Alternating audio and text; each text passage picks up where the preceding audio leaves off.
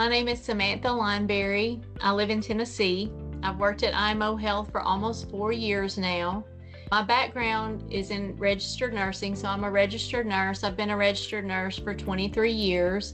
I started in healthcare 23 years ago in the hospital system, and I worked several years there before transitioning over to post-acute care. So I've spent the last 22 years within the post-acute care space with home health, hospice, and private duty care.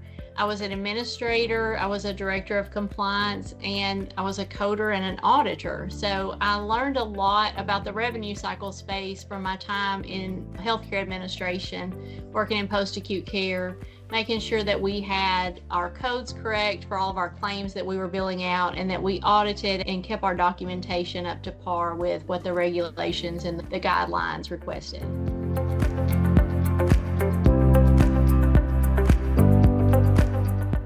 My day-to-day work as the Director of Product Management at IMO Health for Revenue Cycle Solutions, I spend a lot of time meeting with clients.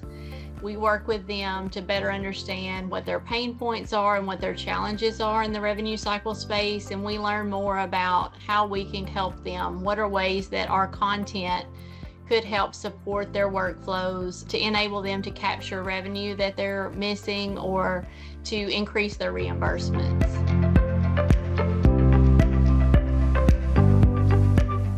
IMO Health is an AI-enabled tech company, but my work is very human. So how I fit into the loop is I look at all of the content that we create and make sure that it's aligned with those payer policies, that it's aligned with those CMS rules and guidelines, and make sure that the content that we're providing is 100% accurate. We provide a human in the loop to review the content, to ensure its accuracy, to make sure we enable our partners to use it to the best of their abilities.